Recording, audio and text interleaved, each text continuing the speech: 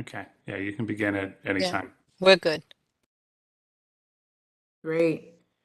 Good morning, everyone. Buenos dias. Happy St. Patrick's Day. I hope you all are wearing green in some way, shape, or form. Pursuant to Chapter 4, Section 85, and Chapter 69, Section 2706 of the New York City Charter, a joint meeting of the Bronx Borough Service Cabinet and Bronx Borough Board will take place today, Thursday, March 17th, starting at 10 a.m., virtually via WebEx. We will begin roll call, starting with our community boards, chairs, and district managers. Community Board 1. Arlene Parks, here. Good morning. Good morning. Community Board 2. Roberto Crespo, Chair. Good Good morning. morning, Ralph Acevedo, District Manager, Madam Deputy. Good morning. Good morning. Good morning. Community Board 3. Good morning, Reverend Frederick Crawford, Acting Chair. Thank you so much. Good morning, Reverend. Community Board 4. You're gonna give me a chance. Community Board, I'm Etta Ritter from Acting Chair, District Manager at Bronx Community Board 3. I'm sorry. Good morning, Chair. Community Board 5. Good morning, Deputy Borough President. This is Ken Brown. I guess I'm still the District Manager of Board 5. Good morning, Ken. Community Board 6.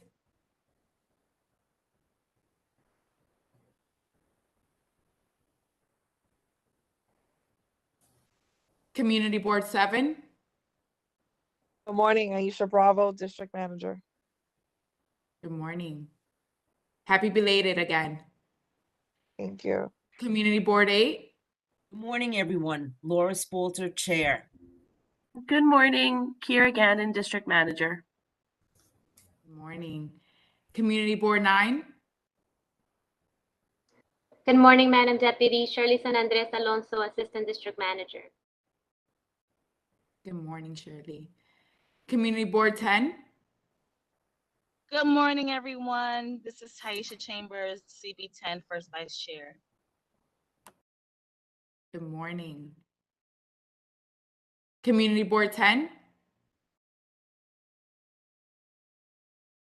That was CB10. I know it's just me. Joe and Matt couldn't make it today. Got it. Thank you. Community Board 11.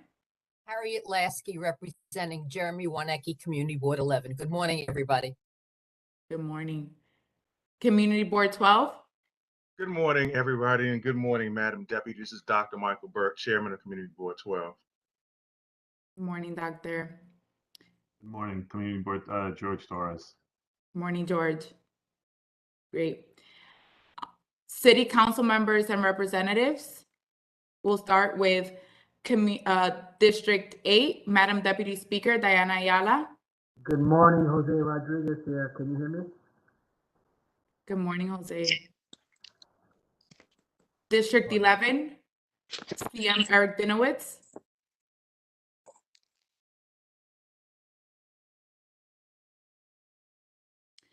District 12, CM Kevin Riley. Good morning, everyone. Good morning, Madam Deputy Simone Jones, Chief of Staff, on behalf of Councilmember Kevin Riley. Good morning, Simone. District 13, CM Marjorie Velasquez. Good morning, everyone. Adrian from Councilmember Marjorie Velasquez's office. Good morning. Good morning, Adrian. District 14, CM Pierina Sanchez.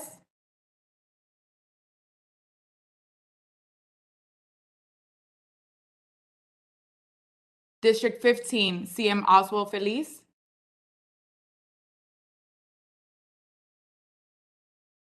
District 16, CM Althea Stevens.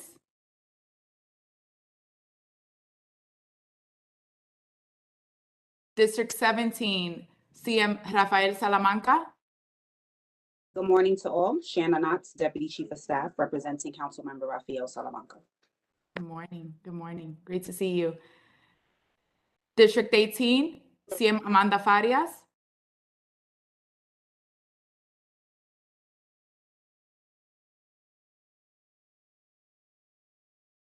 Great. Thank you all so very much for your attendance. We have a super important Borough Board meeting today. And we have some great presenters as well. So super excited about today's agenda.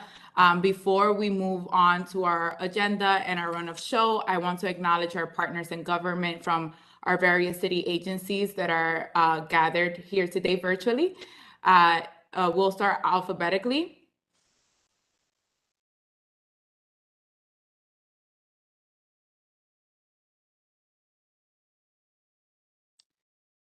That might be a little difficult, but if you are from a city agency and you're on, please feel free to announce yourself. Good morning. This is Effie Artisoni from DEP. Welcome. Good morning. This is Ayado Gabrielli from DCWP. Welcome. Good morning. Lisa Cruz, DOT. Good morning. Welcome. Good morning. Candace Julian from DYCD. Good morning.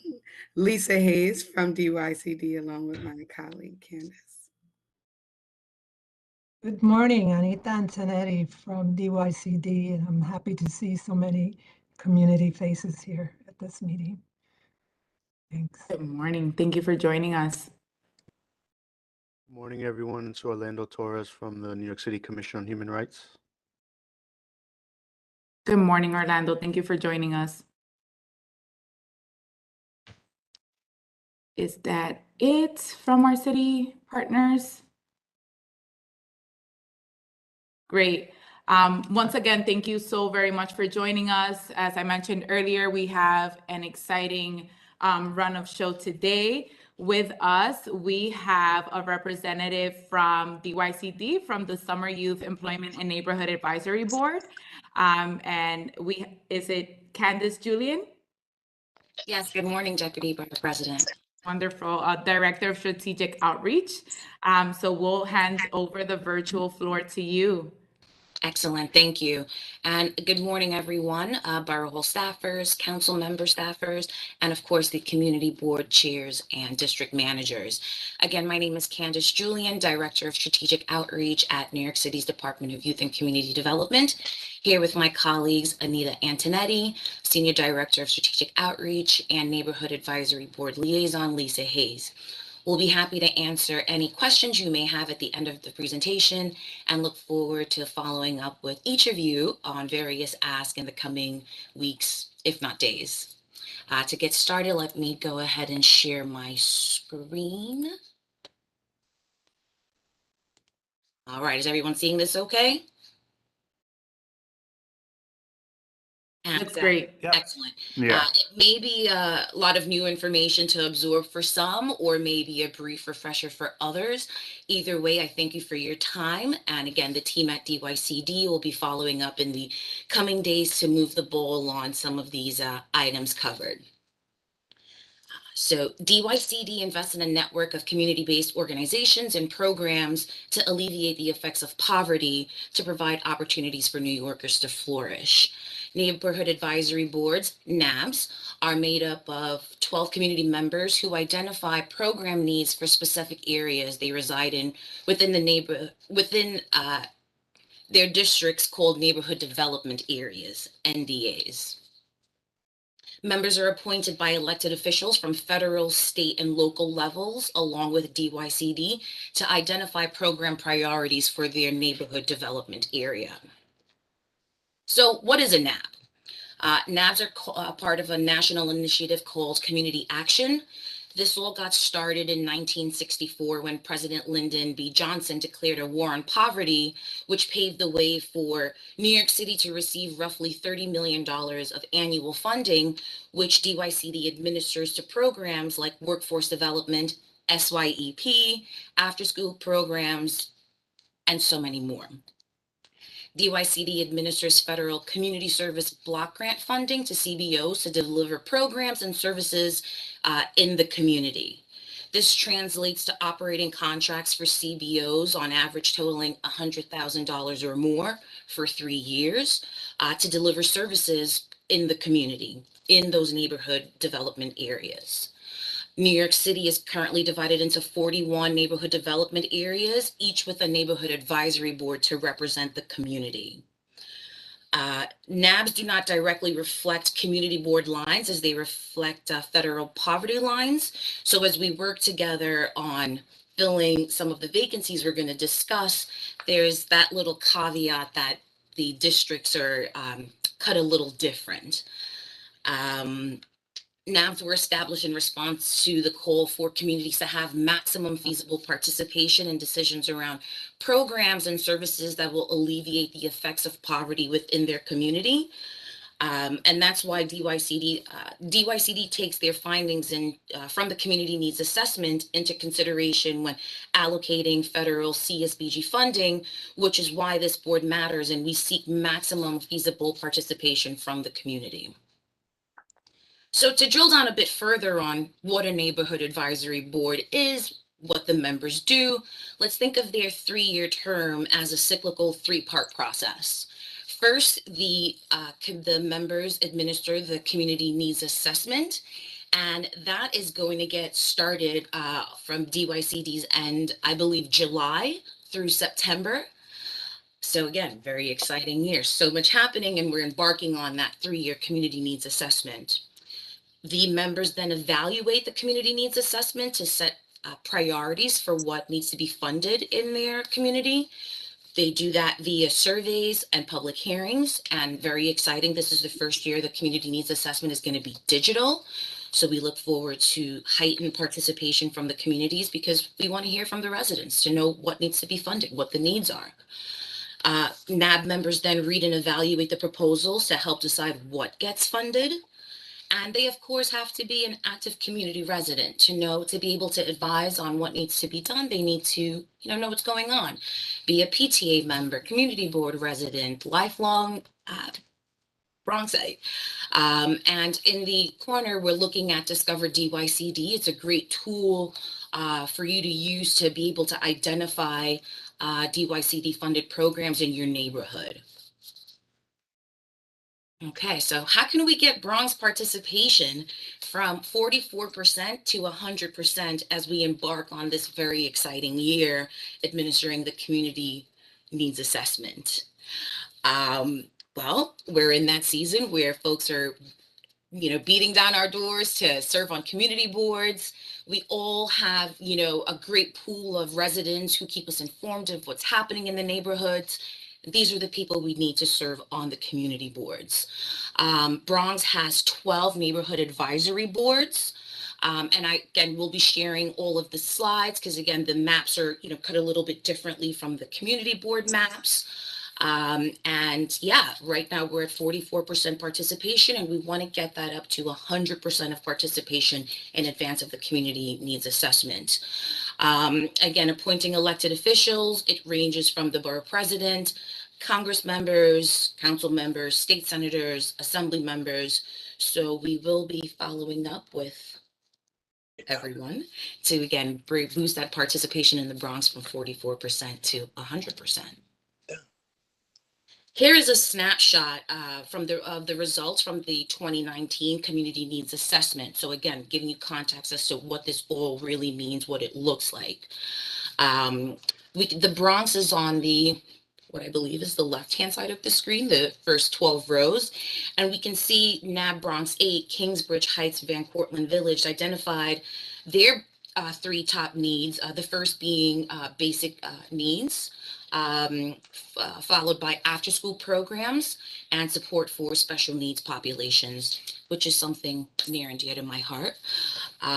So yeah, we administer the community needs assessment July through September. NAB members, DYD staffers, and evaluators, we of course review all of that data, rank it, then the process keeps going. So, what everyone has been waiting for, and how excited and honored are we to live in a city that gives 100,000 youth the opportunity to learn and earn. The Summer Youth Employment Application deadline is Friday, April 22nd, 2022, open to young people aged 14 to 24. 14 to 15-year-old participants will receive up to a $700 weekly stipend for 12 and a half hours of work. 16 to 24-year-old participants will earn $15 an hour and may work for up to 25 hours a week. SYEP is a 6-week program that runs from either July 5th through August 12th or July 12th to August 19th. Participants are paid weekly with a debit card or direct deposit because you're never too early to start learning financial literacy best practices. So great program all around that everyone's excited about and spreading the word on. There are different SYEP service options, community-based, which is open to that general 14 to 24 age pool. Career Ready is a school-based program. There are 35 schools throughout the city where the application for these programs are directly through the school. And again, there are 35 schools that participate in this service option. The emerging leaders are for youth of certain populations, whether they receive HRA ACS services, are justice involved, homeless or runaway youth, experiencing gender-based violence.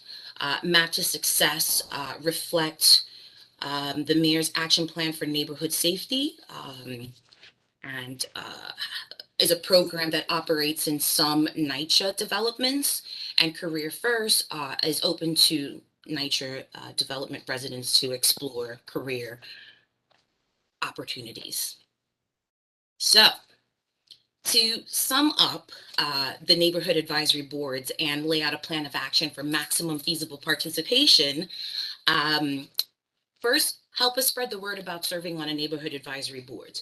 We can provide a hyperlink for you to include in an upcoming e-blast or newsletter, along with an FAQ sheet, applications for interested residents to complete, whether you want to have it printed in the office or again, just included on your website in an upcoming e-blast. Elected officials from federal, state, and local level appoint neighborhood development area residents to their local neighborhood advisory boards.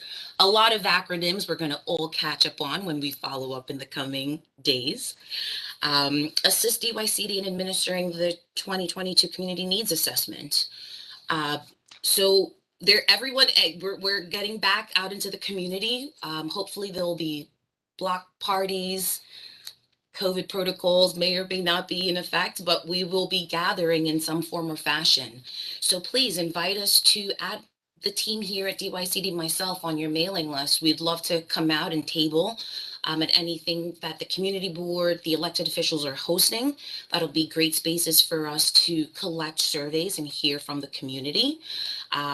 We will be, again, following up with community board chairs and district managers to present some iteration of this presentation to the community boards to both seek members to serve on their neighborhood advisory boards and to spread the word about the community needs assessment, because again, there will also be public hearings.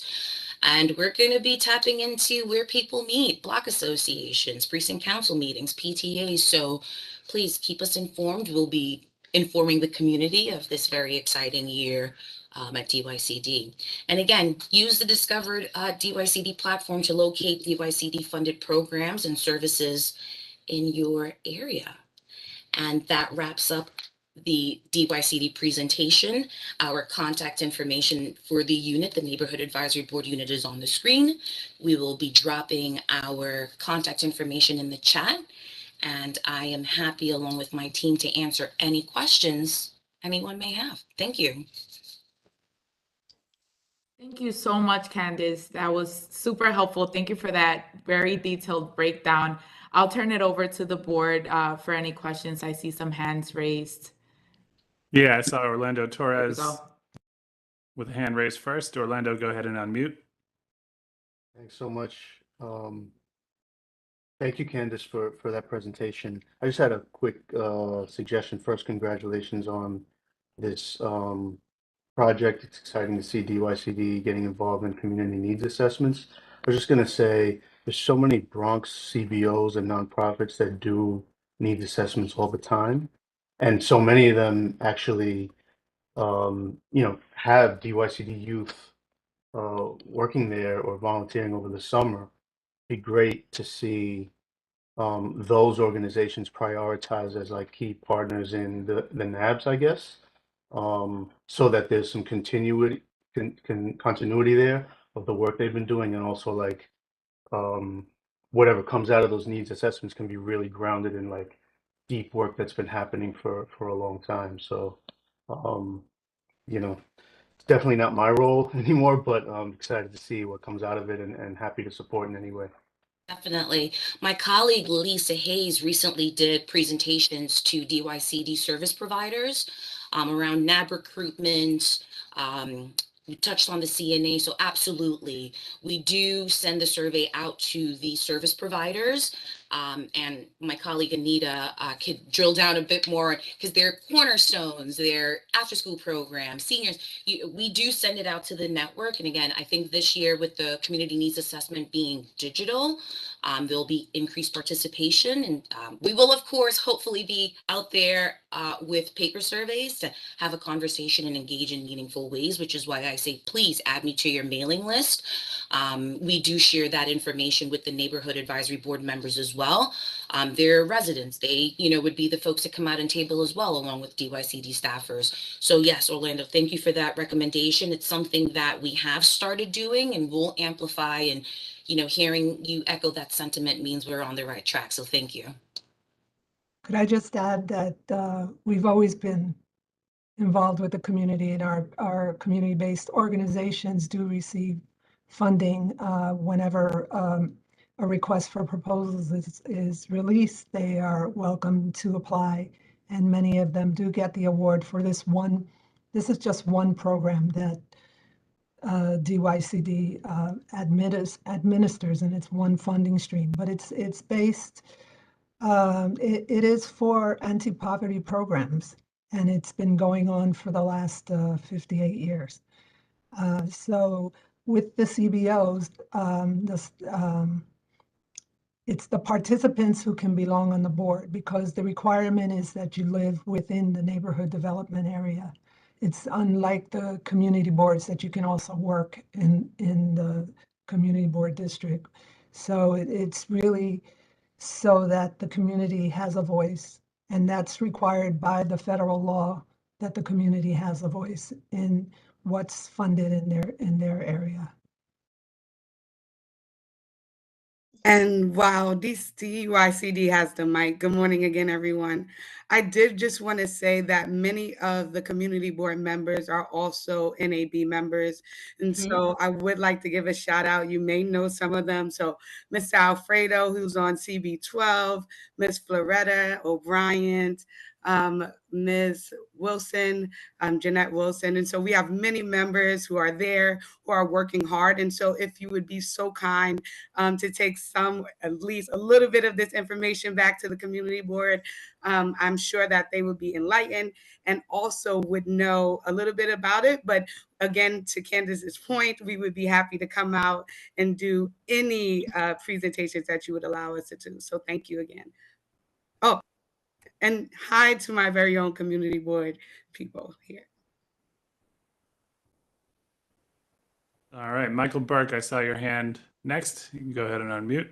So thank you, Chris. So first of all, let me acknowledge Ms. Hayes, who is acknowledged that not only does she work for DYCP, but she's also a community board member. So thank you for your service to the community board as well, Ms. Hayes. Ms. Julian, this question is for you. So we are in March, and from what I'm hearing, the appointments start at the beginning of July for student work. Is that correct? I thought I heard that.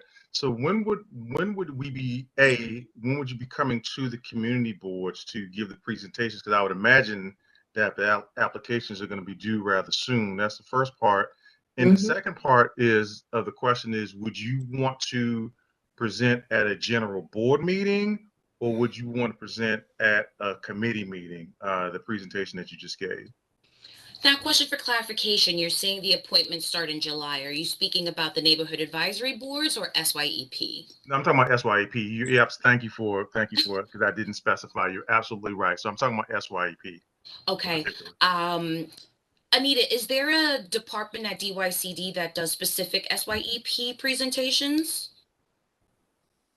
presentations. I'm not sure. They do have a person that works with looking for work sites and all of that. We can get the information to you. Gotcha.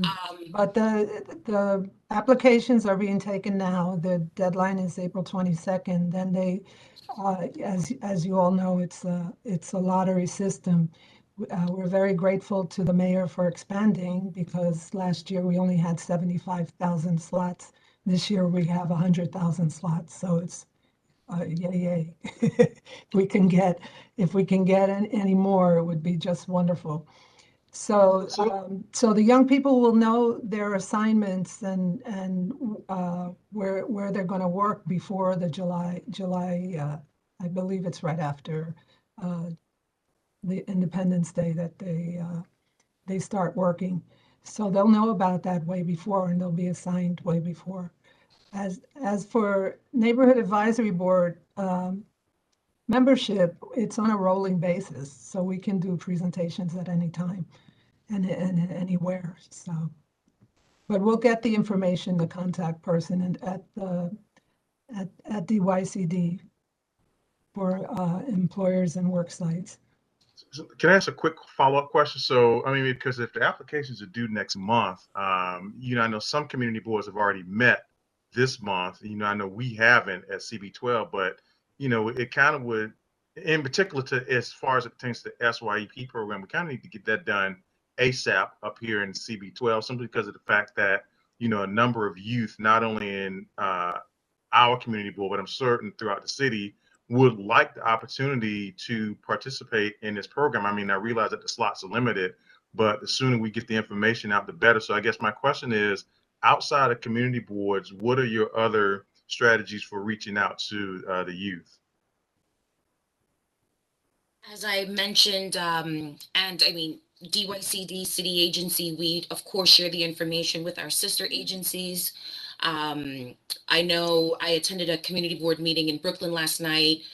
Council members, I mean, everyone's pushing SYEP at wherever, folks meet. I can tell you from the DYCD team, our neighborhood advisory board liaison unit, we have been presenting at CEC meetings, PTA meetings. A colleague of mine presented at the precinct, forgive me if I get this incorrectly, the precinct clergy council meeting. So we're getting out in the neighborhood. We did share, there is I don't want to say a flyer, but an image with the information that we shared with all of our NAB and CAB members. So we're doing presentations. We're, sending out information to be included in e-blast and newsletters. So we're spreading the information as far and wide. And again, if the presentation for your community board is tomorrow night, let me know. We'll show up and do the presentation. So we have been, presenting where people meet, and the online platforms are wonderful in that way. And folks that are having in-person meetings, we're trying our best and pushing things out digitally as well. Also, it's on the DYCD website. It's also on the DYCD social media sites. So it's being SYP, to complete the application. It's being blasted all around the city to young people. So the DYCD website is nyc.gov/DYCD. And it's right there on that first page. And the link to the application is there. And Lisa put it in the chat. Thank you, Lisa. All right, Arlene Parks, I saw your hand next. Yeah, good morning. I just have 3 questions. The first question is for Community Board 1, District Community Board 1. Do you have a list of the current neighborhood, the members of the Neighborhood Advisory Board that you could send to Community Board 1? And also, second, is there a list of all of the organizations that the community can go to pick up the application? Right, so we know in our district. And then for the jobs that are available, how do you allocate who jobs that each district is awarded for their for their district? Is it based on need? Can you explain that process for the Bronx, you know, how you determine to make the awards for the jobs or for resources? As far as the Neighborhood Advisory Board members, yes, we can share with you that map of the district, and the vacancy list. So we could definitely follow up via email and share that with you. Thank you. And the application, were you talking about the Neighborhood Advisory Board application? So what happens is, as it relates to the jobs, you'll have an organization where everybody will go to pick up the application to be considered to get a job for the summer. And in our district, it'll be a group like a SOBRO or some other organization where they'll go to pick up applications. So we too are going to be meeting. We haven't had our board meeting yet, but it would be very helpful if we could have you come and make the presentation and provide the information so that our district, Mont Haven and Port Morris, can get the information to get it out so that our community residents knows, number one, who's on the Neighborhood Advisory Board, or if there's vacancies, what to do, and where and how do our youth get an opportunity to get the application so that they can work for the summer. That's like really important in this district. So it's two different applications. It's Okay.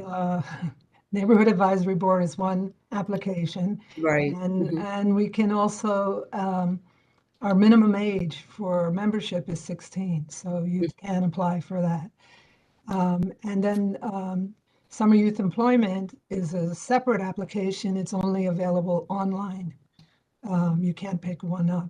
So Okay, you can so get it's it at online the now. DYCD website. All of the CBOs like SOBRO and BronxWorks and Yes, others right. have access to that and do know about it. They Mhm. know, and they know when the deadline is and all of that. So they should be able to lead the youth. And you all can spread the word, you know. That's you what just- that would be the goal. Yeah. Everybody should just apply. 16 to 24-year-old, they should all apply. Okay. It's just a Get question your of getting the word out Yeah. and having a contingency for those youth who don't have necessarily access to social media platforms. But They would- every one of our providers know, every one of our CBOs know. It's, as I said before, it's our website, it's on social media.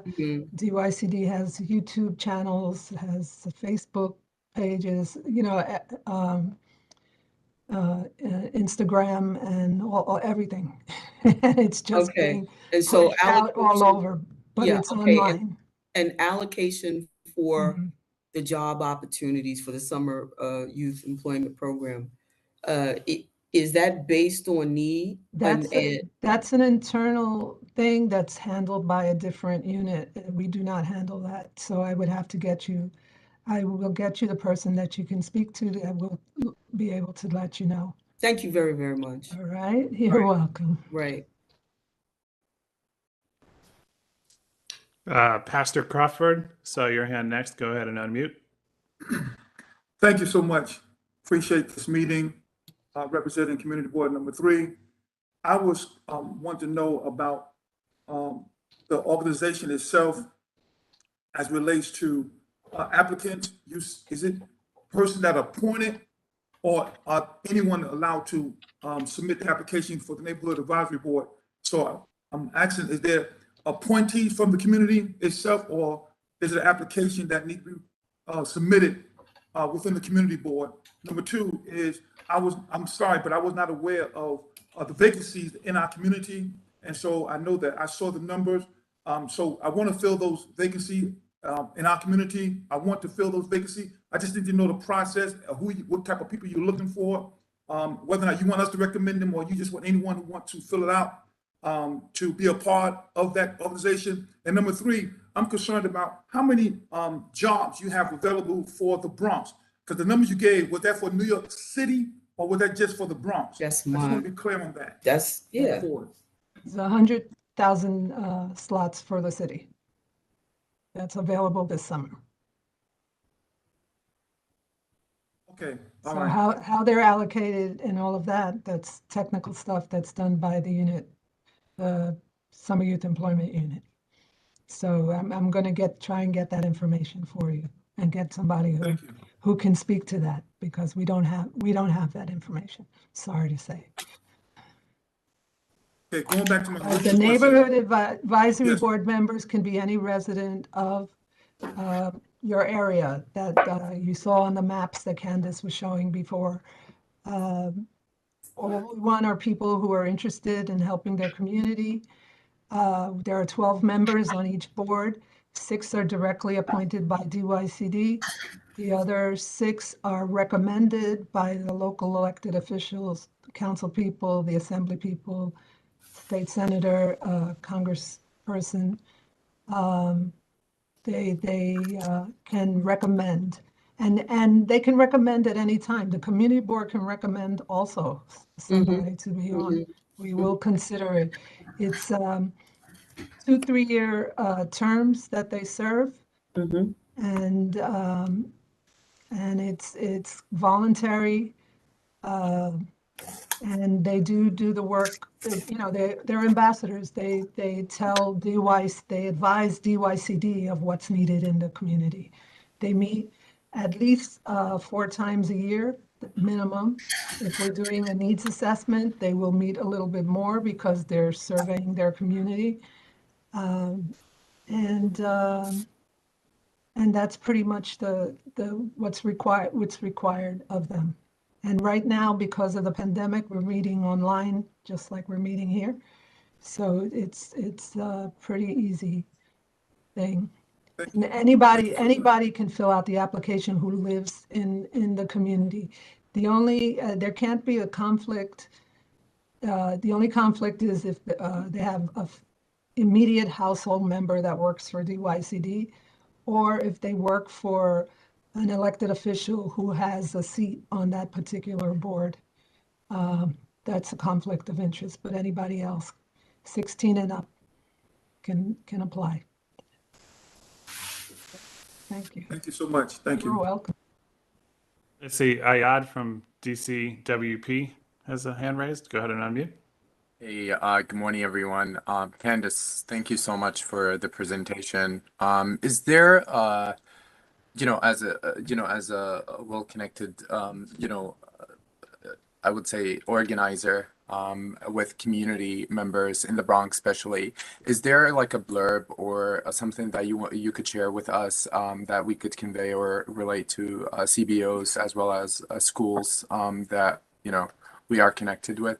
Personally speaking, I find this very important just because I come from the Bronx and I'm very well connected with, some CBOs in the Bronx that could definitely find this very helpful. Absolutely, absolutely, absolutely. I will be sure to follow up and share the application FAQ, just like you said, a blurb. We'll stay in contact and be sure to get it out there. And I appreciate everyone's enthusiasm about filling these vacancies and the community needs assessment. Thank you. Good stuff. Awesome. I have dropped my email on the chat. Thanks. Got it. Working on an email to you right now. All right. I see Lisa from DYCD has a hand raised. Lisa, go ahead. Thank you for recognizing me. And so I did just want to say don't panic that the NAB boards have been thriving throughout the whole pandemic. They were your go-to guys on the corner giving out PPP when we know that was a hot product, right? And so unfortunately, there's been a lot of trauma that has happened to the Bronx. And the NABs are a reflection of what has happened. And so I, like Candace, am excited about what can happen getting our NAB boards back to 100%. But I did want to let you all know that they have been working. Because they have been working, you are going to see some very awesome CBOs coming in the near future servicing your community. And so, yeah, just wanted to put that out there. Thank you.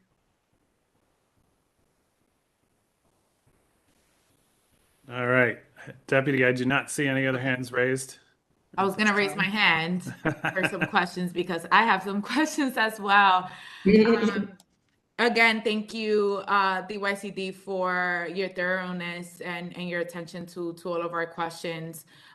Just as Lisa mentioned, we have a concern around equity, and so we just want to ensure that we get our fair shot and our fair share as a borough. And just to echo Ayad's, if there's any marketing materials that you guys have that you can share with us, that we can promote on our social medias and our social media platforms, that will be super helpful. To also emphasize the concerns that the pastor raised. You know, we know that citywide there has been an expansion of the summer youth program, 10K jobs, but it will be super important for us to know where those jobs are allocated, ensuring that our small businesses and our organizations also get a fair share at those availabilities and those openings for our youth. When we speak about local economic development, we want to be able to keep the gems that we have in our borough and help those organizations thrive along the way. And so it's important for us to understand from an equity lens where these opportunities are allocated citywide and most importantly for us borough-wide. So if we can get that information, that will be super helpful. I have two final questions around the needs assessment the needs assessments. I know how important they are, and really getting a lens of what is really hyper-local lens of what's really happening on the ground. Wondering if those needs assessments, are they available in different languages?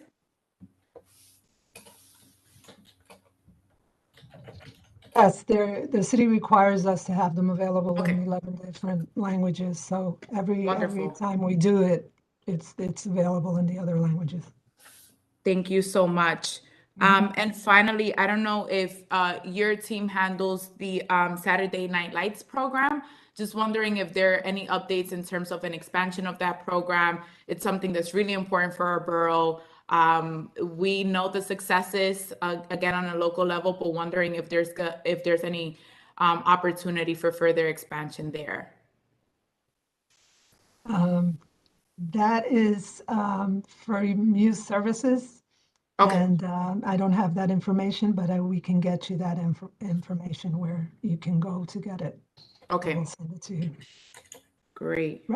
Right now, I'm putting a link in the chat to Miss Sarah Whitney. She's the Director of Employer Engagement and Partnerships, and they do for workforce, and which includes summer youth employment. She should be able to answer your questions or at least point you to the right person within the unit to answer your questions. I will look for a minute to see if I find somebody about the Summer Lights program, and I will get that to you as well. Okay, so I'm just putting that in the chat right now. And then there's also a link to Hire Youth. That's for employers who would like to hire the youth this summer. They can click on that. Wonderful. And I believe it's an application also. Okay. Great.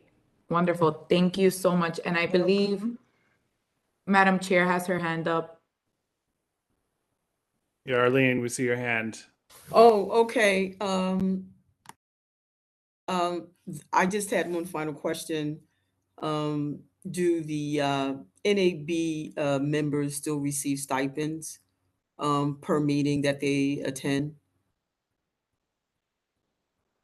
The NAB members, when they travel to meetings, they receive a travel stipend. Okay, that would be Since- helpful. Since Okay. we're doing everything online right now, Mhm. there's no traveling, so there's no stipend right now. Oh, wow. Okay. No, that stipend is directed to travel only, to help with travel to the meeting site. Yeah, many decades ago, when you attended the meetings, they would give you like a $25 stipend.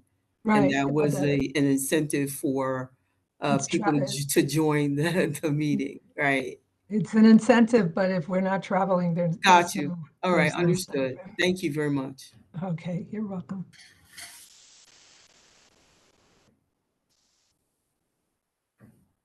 Any other questions, follow-ups, comments, concerns? No.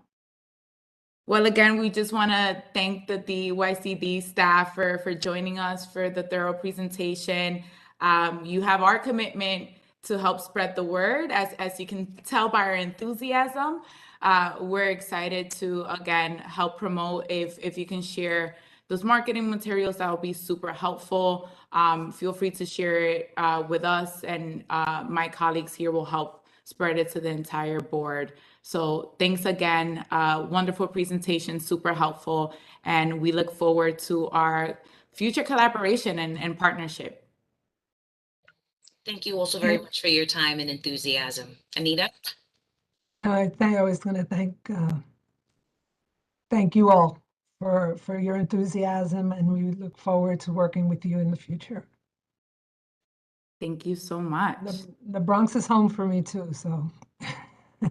You know that Bronx You're are my- very you're passionate. my priority. Me too. And Lisa too. Thank There you you so go. much. Thank you. Okay. Have a Great good to day. Be well. Thank you. All right, wonderful. So moving on to our next section of our Borough Board meeting. It's our favorite time of the year. It's budget season. As many of you know, this following topic in our agenda requires your attention and vote. And so we're moving to the adoption of the Bronx Borough budget priorities for fiscal year 2023. Pursuant to Section 241 of the City Charter, I forward for your consideration to adopt the comprehensive statement on the budget priorities of the Bronx Borough Board for fiscal year 2023.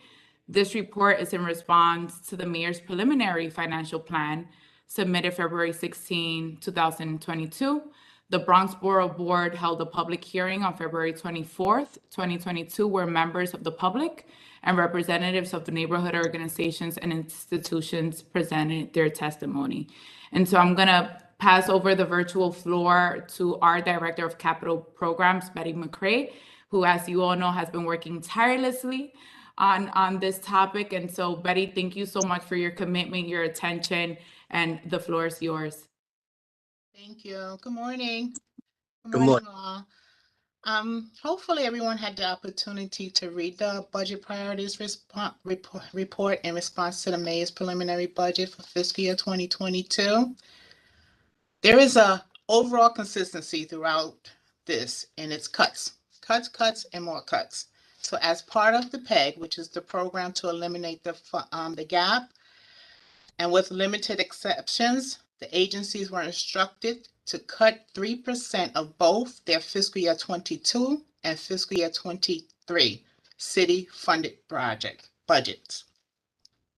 The administration advised that they reduced the budgeted headcount by 3,200 for this fiscal year and anticipated 7,000 for fiscal year 2023 by eliminating vacancies and without laying off a single employee. These vacancies will remain vacant for, I don't know, the duration or whenever he decides to open it back up to hire new hires. But right now, those seats are not going to be fulfilled. And in addition to the proposal cuts, expense, budgets, and personnel from HPD, Department of Homeless Services, and Department of Social Services, those things has also been cuts to those. And just to highlight a few of the cuts that the mayor proposed for this preliminary budget, he proposed cuts to direct funding to public schools by over $200 million, and overall for the Department of Education, which will see a budget reduced by nearly $1 billion compared to fiscal year 2022. The city's capital funding by 94%, and the housing capital budget by 43%. Department of Transportation funding will be reduced by $67 million over 2 years. Other potential agencies, prominent agencies that the mayor wants to trim spending include FDNY, which will receive a $21 million trim. Department of Housing Preservation and Development also got nearly $1 million reduction in funding. However, the Department of Health was exempt from the mayor's 3% reduction directive due to the COVID-19 pandemic, but will nonetheless receive a $194 million cut, while health and hospitals, the city's public system, would have a budget sliced by more than $400 million. In conclusion, we remain hopeful that by the time the executive budget is released and the city council votes on this budget, sometime, I believe it's in September, if not most, some of the funding will be restored to many of these agencies. Thank you. Thank you so much, Betty. I don't know if you guys can hear me. I'm having issues with my mic. All good? Okay. Thank you so much, Betty, for that breakdown. We'll open the floor up for questions, concerns. Arlene Parks, I saw your hand first. Go ahead. As a point of clarification, so you're asking the community board members today to agree to adopt that budget? Like, can you clarify for me, based on the representations that were made and what the mayor is proposing, right? No, we're not asking you to vote on the mayor's preliminary budget. Right. We're asking you to vote on the budget report that was sent to you. So can you just summarize for me just some highlights of how how we are doing something different or proposing something different in our Bronx budget priorities, different than what the mayor is proposing? Because we have recommendations in there. Yes. We have the assessment of impact in there, and we're actually saying, excuse me? Got you. So your budget is adopting or priorities for us. Yes. Not approving anything that the mayor is proposing. Exactly. Got you. That's all I wanted to know, because I could never vote for that. We had issues with it. We hear you loud and clear. Excellent. Kate Connolly, I saw your hand next. Go ahead and unmute. Hello, good morning, everyone. I'm Kate Connolly from Councilmember Stevens' office. I have a quick question going off of Ms. Park's question previously. And so I know that you say this is us voting on the recommendations of the borough board, but when I'm looking at certain areas, for example, education and children's services, the recommendations say support proposed recommendation. Is that supporting what the mayor has proposed, or is there a different list of recommendations from the borough board? And I have a different question afterwards, sorry. It's okay. If like the borough board, if they have recommendations, that's why when we sent out the report, we asked if you had any questions, any amendments, anything that you want to add to this report, because it is coming from the borough board. That's why we asked for you to send it to us earlier. But if you want to, give us what your recommendations are, we can always add them to the report, send it out again to you guys, and have you review that part, whatever the changes were, not the entire report, whatever you may want changes to, and we can add that, and then the board can say yes or no to that as well. Okay, amazing. There are some recommendations from Councilmember Stevens' office, specifically around Department of Youth and Community Development. Yes. In regards to reducing the adult literacy funding, we do not support that, as the adult literacy funding that is being cut pertains to an enhancement for adult literacy programs that was added on at the end of the last mayor's term to provide what was deemed to be equitable funding for these adult literacy programs, and aiming to really improve outreach and efficacy of these programs. DYCD has itself admitted that they have not done a full assessment of this pilot program, and yet maintains that this funding will not impact programming, which we don't understand how you can determine that it won't impact programming if no assessment has been made. Okay. And then we also do not support the reduction of the Compass slots. Yes. As we think that those slots are definitely needed. There are still youth across the city that need this programming. We think it should be more of a improvement on outreach and ensuring that slots are filled, and that DYCD is supporting providers to fill slots versus just cutting slots that have not been used yet. Okay. Thank you. You're welcome. Thank you. Michael Burke, go ahead and unmute. Good morning. This is Dr. Burke from from Community Board 12. I just have a comment, 2 comments from one of my board members who actually made a comment. I think the person they think this came from the mayor, but they want to talk about the composting.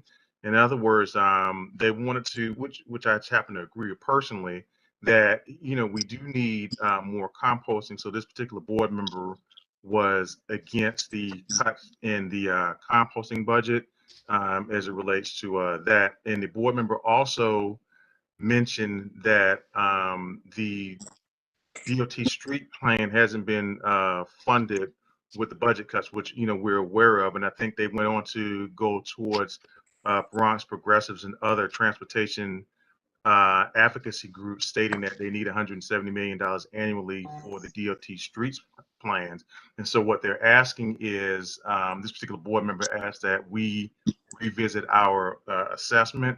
Again, I don't know whether or not that's going to happen, but nonetheless, the board member did cite a article, which I'm going to put in the chat and just go from there. So that's just let you know that we're doing our jobs at the community board. So thank you again. Thank you. I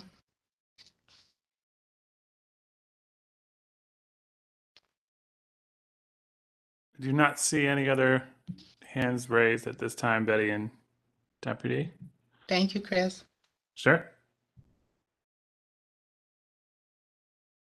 Betty, do we want to proceed with a vote or give folks time for additional edits? We can, but we still have to do, I don't know how that works. So we have to do the vote today, or? We have to someone has to put a motion to adopt with amendments, obviously. Yes. Great. I just want to remind everybody that this report, there is a deadline for its submission, and that's why we wanted to have it shared with you and voted on so that any additions can be added prior to its submission. This is Jose with Councilmember Ayala's office. I'd like to make a motion to move forward with the aforementioned changes from Councilmember Stevens' office.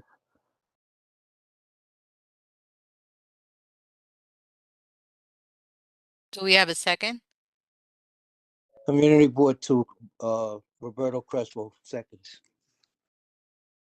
Great. And then Deputy, you may want to do a roll call or for the vote. I think Chair Parks has her hand raised, and then we'll go through a roll call for a vote.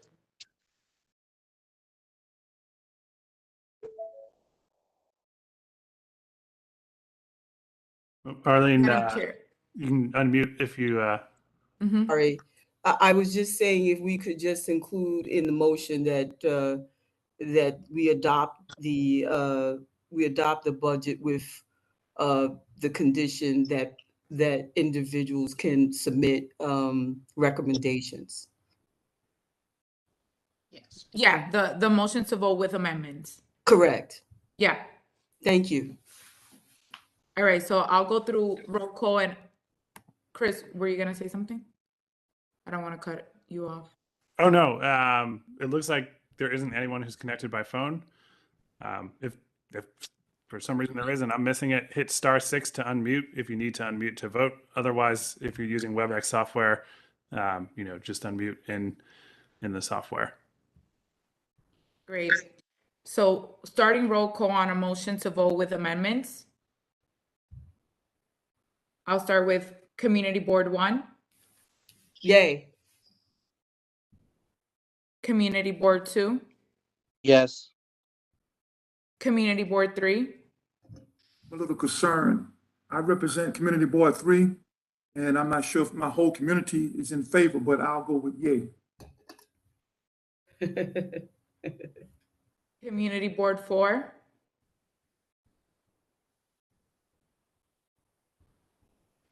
Community Board 5. Dr. Bola, yes, please. Hi, Dr. Bola. Community Good Board morning, 6. ma'am.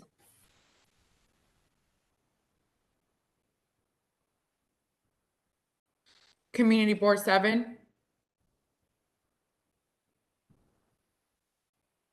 Community Board 8. Yes. Community Board 9. Our chair isn't on, my apologies. I'm sorry, can you repeat that? Our chair isn't on the line, sorry. Community Board 10. Yes. Community Board 11.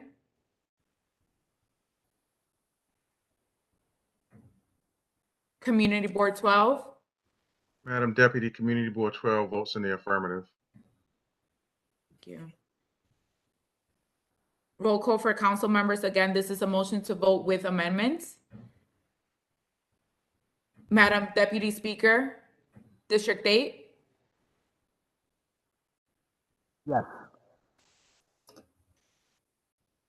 District 11, CM Dinowitz.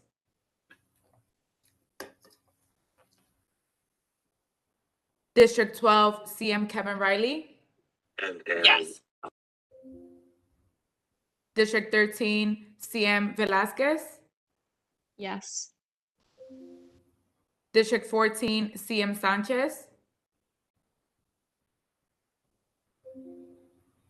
District 15, CM Feliz.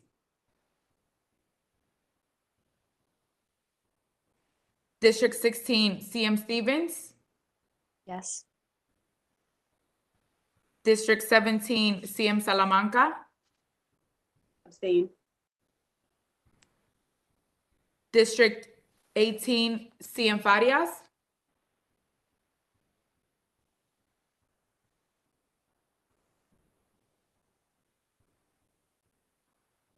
That concludes our vote. Marisol, do you want to give a quick overview? The motion is carried. We have 1, 2, 3, 4, 5, 6, 7, 8, 9, 10, 11, and 1 abstention. So it carries. Great. Thank you all very much for your vote. Betty, any quick follow-ups? No, just thank you. If I can get Councilmember Stevens to send me the her amendments in writing so that way we'll have the exact words and we're not, so when it comes up, we can put it part of it and we'll send that out to the board members. Of course, Ms. McCray. Thank you. And Betty, And anyone else, Mhm. and anyone else that may have some amendments also. Thank you. Betty, did we receive the edits for sanitation and transportation that were raised regarding composting and? Yes, I Okay, have great. that. Great. I remember that was part of the budget hearings. Yes. Wonderful. Yes. Madam Chair Parks. Have a question? No, I just need to lower my hand. Sorry. Just want to make sure. I do have a lot of questions or a lot of concerns, but any recommendations for amendments, I'll make sure I get them in writing. And feel free to reach out to our offices with any questions. Thank you so much. Betty has been working around the clock to just ensure Excellent. that any Excellent. concerns or any questions raised, we're here to help and Thank walk you. you through it. Thank you. Wonderful. So we'll move on to the announcement section of our agenda really quickly. Just want to remind folks that the Borough President's Greek Heritage Celebration is scheduled for March 24th. Be on the lookout for our newsletters. March has been jam-packed with recognitions. As we all know, our borough is a beautiful mosaic of different cultures. And so we're here to celebrate our residents. So Greek Heritage Celebration, March 24th. And want to share with folks our wonderful celebration, historic inauguration of our Bronx Borough President, Vanessa L. Gibson. The inauguration ceremony is set for Sunday, March 27th at 3 p.m. It will take place at Lehman College at the Performing Arts Center. Doors open at 2 p.m. Be on the lookout for that as well. And so we welcome you all. This is once again a historic inauguration. And so I hope to see many of you in person on Sunday, March 27th. Huge announcement on the economic development front. As many of you know, Hunts Point is slated to receive $140 million investment under the new economic recovery plan from the city that the mayor announced earlier this week. And so that's an exciting and very important investment that's coming to our borough. We look forward to working with the mayor's office and our elected officials to ensure equity on that front. And so that's a huge, huge announcement. Happy to share a link to that presser on the chat so that folks could get familiarized with the plan and the mayor's economic development blueprint. Also, a last announcement on our end, as many of you know, we've been advised by the governor's office that the executive order, which allows for the continuation of remote meetings, have been extended through April 15th. We will keep you posted on any changes for April's meeting, whether it's in person and the location, time, as well as how to get prepared for an in-person meeting. Someone's alarm is going off. But really looking forward to meeting you all in person and hosting our borough board meetings in a physical location and getting back to some sense of normalcy. I hand it over to the board for any questions and any announcements. Chris? Yep. George Torres, I see your hand raised. Hey, good morning. Thank you. Just to your last point, Ms. Deputy Borough President, I know this is not the doing of the Bronx or the city for that matter, but we didn't get that announcement, and I understand you didn't get that announcement until 6 o'clock last night. We have meetings scheduled for this morning, this one. We have Community Board 12 has a meeting scheduled for this evening. It's a little anxiety inducing because we have to plan. I mean, some other people may not. I plan everything. We pay for these production of our meetings. You know, letting us know the day before, especially in light of the fact that I don't think the governor came to this decision yesterday at 6 o'clock. So the idea that they waited this long to do this, are we going to do this again April 15th? Because we have a slate of meetings. Our meetings are on a calendar. We meet at the same time for all of our committees. So we're going to run into this problem next month. Is she also or their office going to let us know? Because there was no need to not extend. I mean, they specifically sent an email stating that they were stopping on March 15th or 16th, whatever day it was. And then late last night, they were like, oh, no, no, no, it's now April 15th. And so the power, whatever power that you have to make it known to these folks, that there are people, little people on the totem pole that have to plan for these events and have to do things accordingly, especially in light of the fact that we have notification requirements. Again, tell them to amend the law. It doesn't take that long, or just do away with it, because I'm all dressed up with nowhere to go now. So, I was planning on going to a meeting this evening. I can do it virtually now. Thankfully, I have some other things to do tonight. But again, whatever power you have, whatever, Vanessa's connections in the state legislature, especially with Kathy, if she can just tell her, like, hey, get the legislature to make a move on this, because again, this haphazard way of making announcements doesn't work for certain people. Certainly doesn't work for me.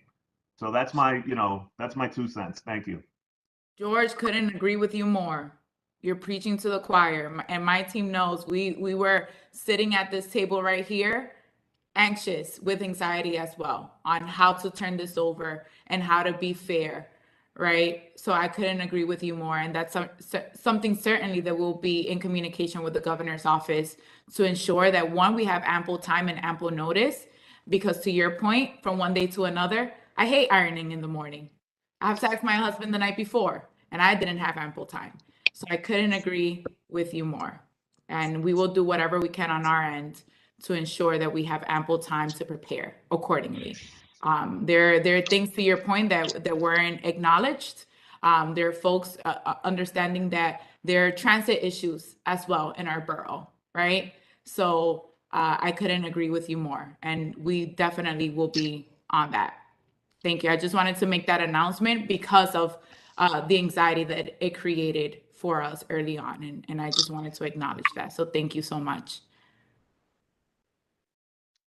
Ken Brown from CV5. See your hand raised. Go ahead.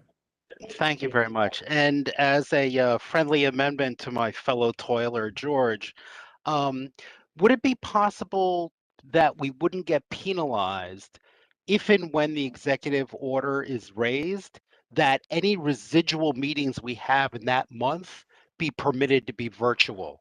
So if I plan a meeting, our general board meeting is at the end of the month. So if we keep that virtual, is that going to be permissible?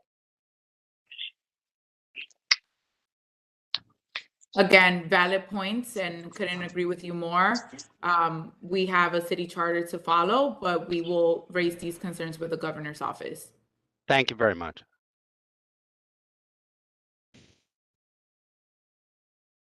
Dr. Burke, saw your hand next. Thank you, Chris. Madam Deputy, again, our district manager and district manager for CB5 has said everything. I have a question that was raised to me from some of my board members. One of the things that we've noticed, and I'm sure everybody else has noticed this as well, is that participation from community residents has increased as we've gone virtual, right? So because obviously, take a look at our seniors who may be immobile can of course now attend our meetings virtually. One of the things that the committee chairs in particular have approached me with whenever this executive order is finally lifted once and for all, is that we keep our committee meetings virtual and only have the general board meeting in public. I don't know whether or not that's feasible, but again, I'm just raising a question that was raised to me by one of the committee chairs and some of the board members. So as our district manager said, if any power that you or Madam Borough President may have to influence the state legislature as it pertains to maybe even keeping the committee meetings virtual and just having the general board meetings go live or in person, that would be a help to us, because as I stated before, our attendance is up for both committee meetings and general board meetings. And that's just all I have to say. So thank you, Madam Deputy. Thank you, Dr. Burke. I hear you loud and clear. It sounds like the proposal is a hybrid model. And we'll take that back and share. And again, if you guys have any additional points, feel free to email us and we'll raise those concerns with the governor's office. And also do some research around the legality of what we can and cannot do. All right, Mike Sharp from Finance. Saw your hand next. Go ahead and unmute. Okay. Hello, everyone. Good to be here with you once again. This announcement is a little bit familiar, encouraging people who were a part of the rent freeze program to renew their applications. During the pandemic, the participants were not revoked from the program, even if they didn't send the required renewal application. Well, that is another thing that's going to sunset, and letters have gone out to let these individuals know that they must submit an application. We would like you to know on the community board level and our elected officials that are here, there's no need for someone to panic when they receive that letter. Simply take the information that's in the letter. They'll probably have a partially filled out application and follow through and submit it. Many of these individuals have not submitted the application, and it's over the 6-month grace period that normally is in place. So this is an action item. Please be very clear in the community that if they receive a letter requesting information from the rent freeze program, if they want to keep the frozen rent and avoid increases in the future, simply follow the directions in the letter and re-engage. Reconnect with us. We will work with you through the process. But please, for the rent freeze program, have individuals follow through on that. Also be aware that other moratoriums on things like fees for like the parking tickets and judgments that were paused will also be reinstituted shortly. The FARA program for some of the ones that had violations on businesses and others, these things are going to sunset very shortly. So please, if you have matters to take up with the Department of Finance, this is the time for action. And I just thank you for that.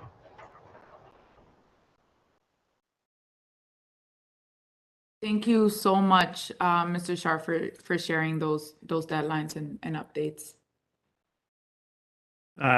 Dr. Bola, I saw your hand raised, and then it isn't, but did you intend to speak? Oh, yes. Thank you, Chris. And Madam Deputy, thank you so much. Good morning, everyone. I just have a comment and a question real quick. With the new initiative about neighborhood policing, is it possible that as part of the borough board, we have these as so that we know what's going on borough-wide in terms of the efforts being made to get guns out of the street? Definitely. Thank you. We'll make note of that. Thank you for that recommendation, Dr. Bola. All right, Deputy. Arlene, your hand is raised. I'm not sure if that was a new. I have a question regarding attendance of the meetings in person. I've got a number of board members who have underlying health conditions, and they want to be able to continue to attend meetings virtually. And the question is are there going to be any waivers for anybody who has underlying health condition who still wants to serve on the board but is concerned about the COVID pandemic? Will we allow them to submit waivers and proof of some underlying condition so that they don't have to be concerned about their health and attending these board meetings in person? So will there be a waiver for them? So the short answer is I don't know. But going back to everyone's recommendations, I think collecting these, the feedback and recommendations is ideal and timely. So if Madam Chair, feel free to email me All right. that Understood. recommendation and that concern, and we'll Mhm. definitely gather it together and bring it up and share our concerns with the governor's team. Also understand that, do some research around the legality of what we can and cannot do to ensure that we are in compliance with the city charter. Mhm. So definitely feel free to email me that, and that's a great recommendation and Thank you very important much. important flag. So Yeah. I hear all those concerns. I totally understand, and we share those concerns as well. But we also want to ensure that we are in compliance, and again, advocate for the needs of our constituents. Thank you so much. Thank you. All right, Madam Deputy, I do not see any other hands raised. Wonderful. If anyone has any announcements before we wrap and conclude,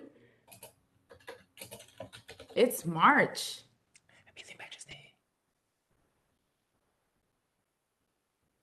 I see Ayad. Feel free to unmute. Yes, hi, thank you. I just want to, share some agency top lines. We do have a new commissioner, Commissioner Mayoga, who joined our agency on March 1st. And we also look forward to, the next set of laws on the delivery worker protections that we will start enforcing April 22nd, where delivery workers have more control over their deliveries. They must, apps must tell them the route before they accept a delivery, and they also must be given their payments at least once a week, without being charged a fee to process those payments. That's really exciting. And additionally, and lastly, we have a month left. Expect an email, everyone on the call here, an e-blast from me today on the NYC free tax prep. So we have a month. Please, please, please encourage New Yorkers, encourage your constituents to do or file their taxes for free with NYC free tax prep. Remember, the advanced child tax credit was only 50% if they were given, right? Parents, I know so many fathers and mothers across the borough who think they will be getting those advanced or child tax credits automatically. The IRS would not give those credits automatically, so they need to file even if they didn't work or have an income last year. Encourage them to visit our website, nyc.gov/tax prep. Have them look up, a tax provider in their neighborhood.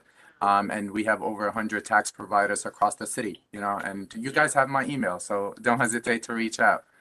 Looking forward to connecting with you all. Thank you very much.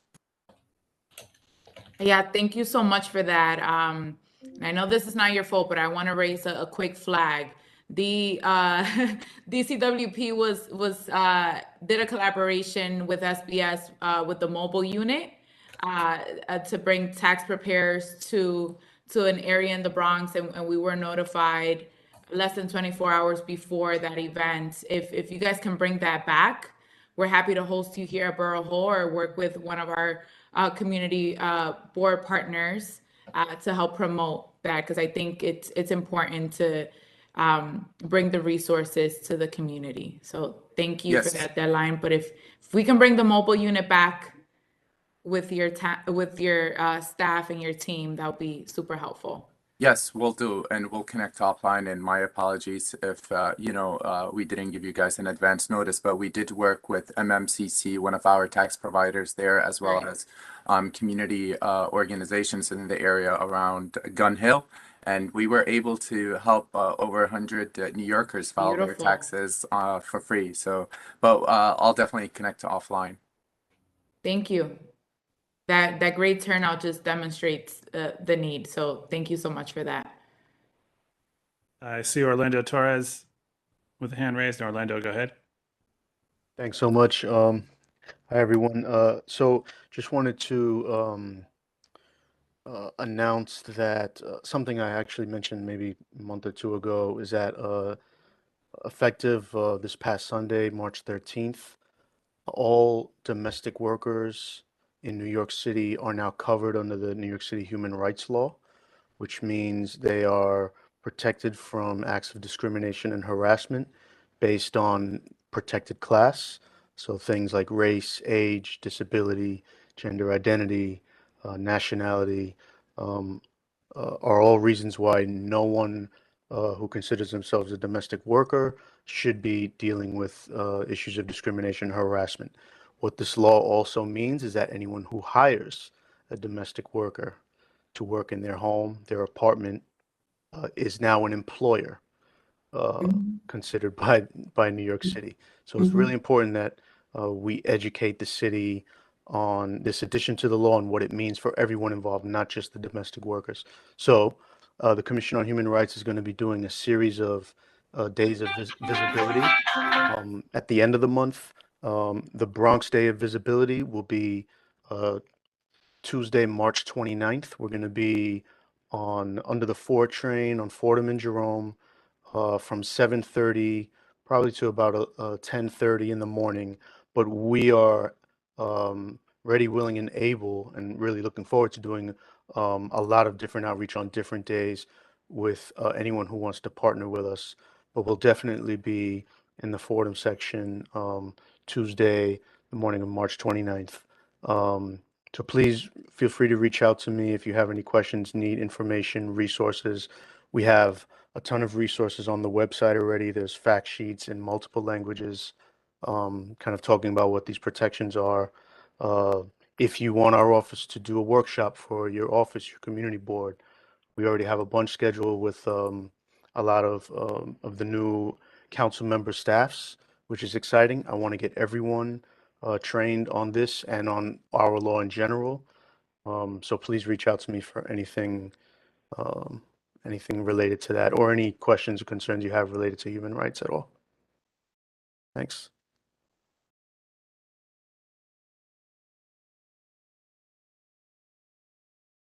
All right. I do not Thank you see so any other hands. Thank you so much, Orlando. And I know our offices are also in the queue for that training. Thank you for reaching out and offering. Wonderful. So if there aren't any other announcements, this concludes our Bronx Borough Service Cabinet and Bronx Borough Board meeting. Thank you. A huge thank you to all of our presenters for sharing such valuable information. But an even bigger thank you to you all for your collaboration, attention around our borough budget priorities. As always, if you have any questions, any concerns, our office is here to connect with you, to answer and help guide you through the budget priorities and any edits, amendments, and additions. Thank you all so very much. Happy St. Patrick's Day. I hope you all enjoy the rest of your day. Today's a little gloomy, but I hear tomorrow's going to be even better. Enjoy a Mr. Softy. I hear the trucks are out and about. So have a wonderful, wonderful week. And again, thank you all so much for your attention. Thank you. Be blessed, Stay well, everyone. everyone. Thank you.